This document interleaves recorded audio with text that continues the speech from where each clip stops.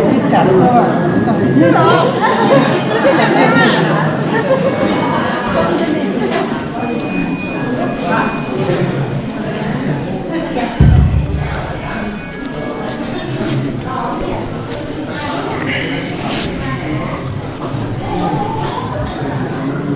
nàng pha mà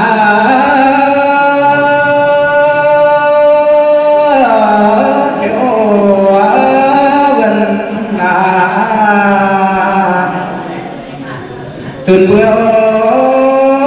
chém mà lo tuần mưa cam lo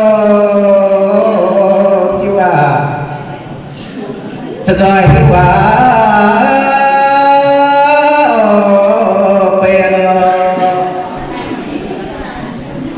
tiền vô với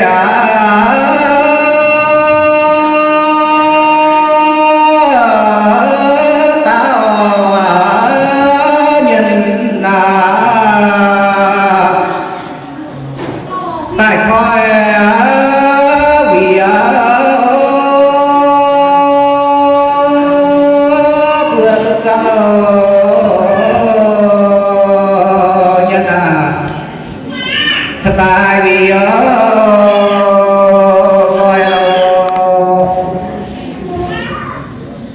tin người về rằng thiên na ôi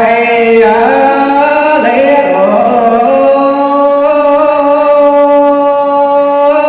trăm gần sẽ xảy ra có hàng lo trăm điều về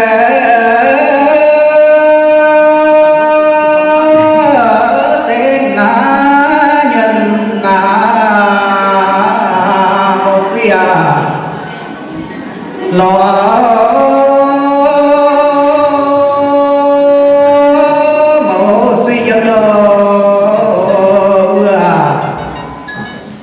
siap tu siêu lo nhị tài cái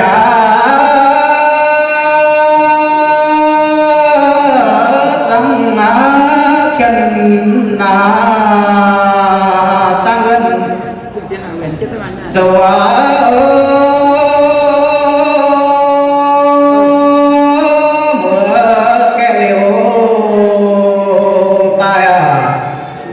phê chân cha để tình lo y tu bé chân mãi thân nhiều vừa lo tóm điêu ngã cha thật dài ya ma không lo sang tu về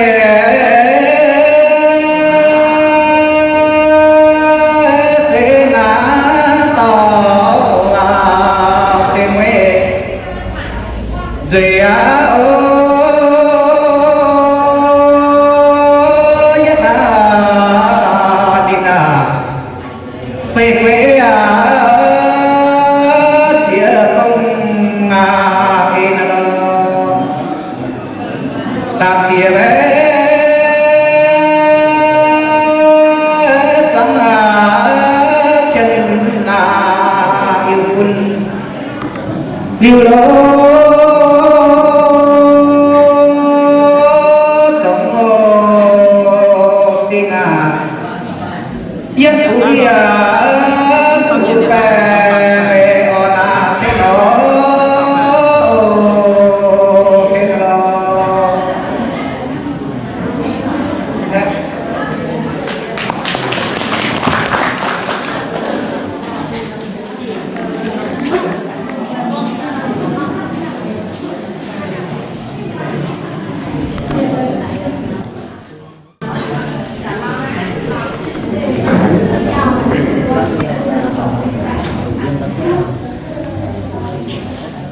mặt lúc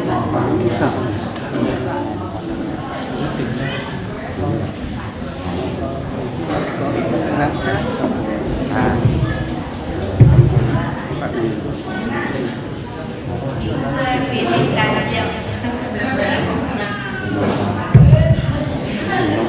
thưa quý vị đại biểu, thưa quý vị khách quý,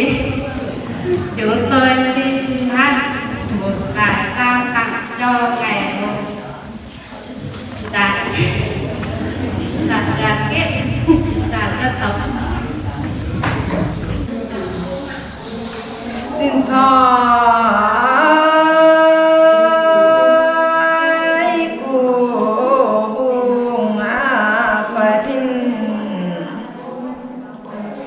tề ơi lăng cho tề niệm châu tình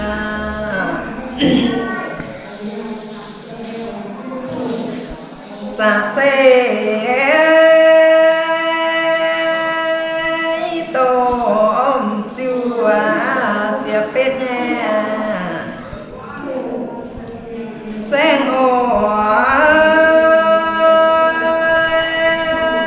hạ tê phiêu chiu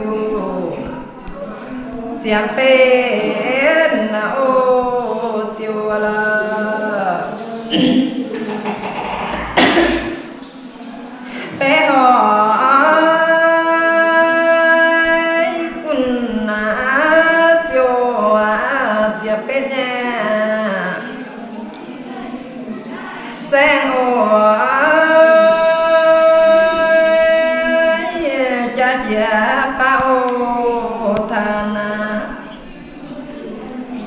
có bé tu chân dù lo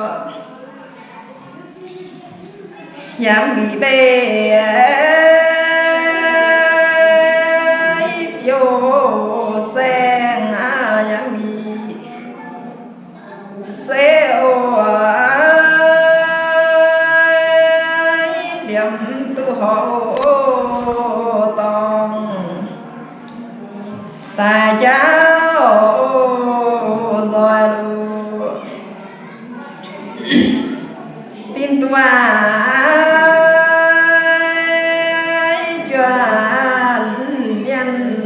tại châu chiều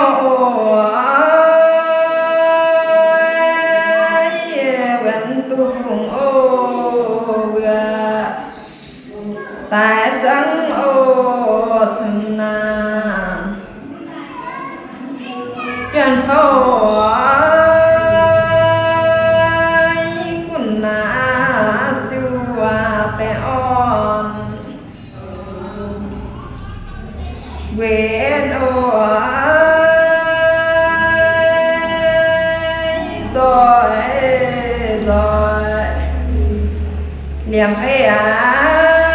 trăm tiêu tình lo rồi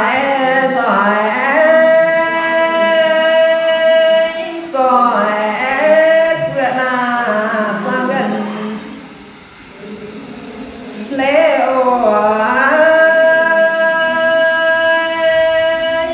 tu hai nhân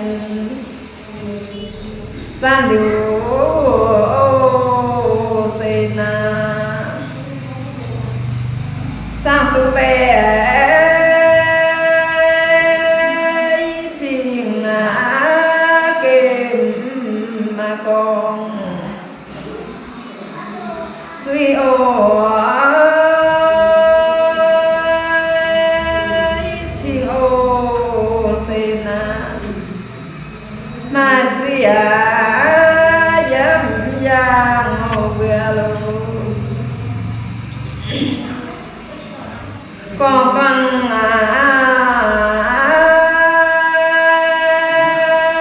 mày suy nhiều mày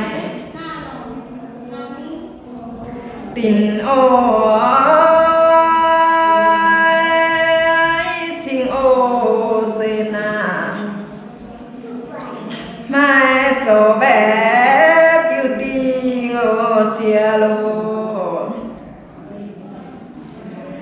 chuyện phôi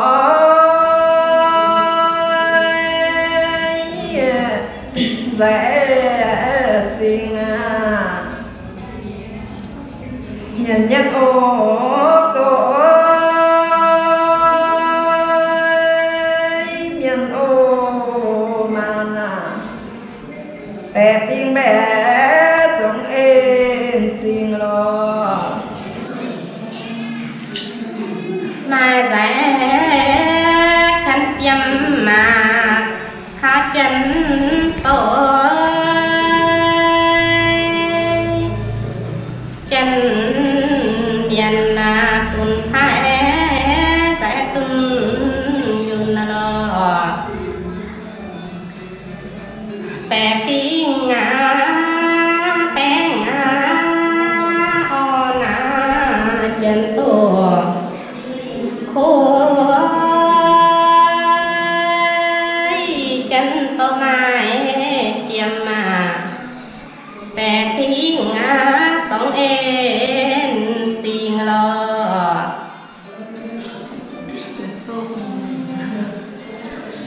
chân tô hú ngã cha tiền trăng chân ơi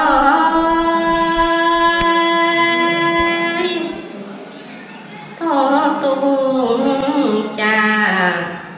khỏi đó tài đó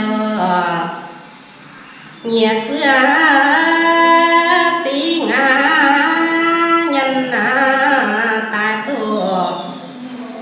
tháo thính điệp bay lô cu ngà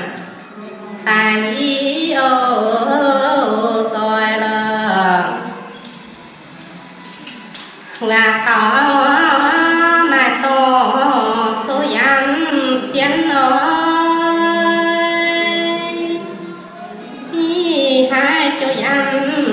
chiến là chừng của y chừng xin lo hai chỗ về dám mà chính ngà y to siêu y hai chỗ xong dám mà điều sĩ khi lo nhân tài dám mà dễ thông minh yêu dám cả nghìn hai cổ đăng nàng sâu chia đôi chia sẻ lòng đôi mà giảm yếu lệ đôi phú nhiều bé chân nhân mà tin sống ôi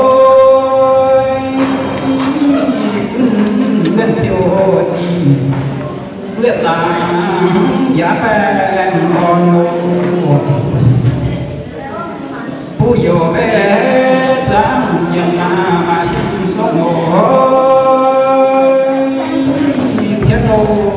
về bên nam táng tin con sẽ thoáng tin na chiếc thu chiều áo cùng siêu chân đô ngân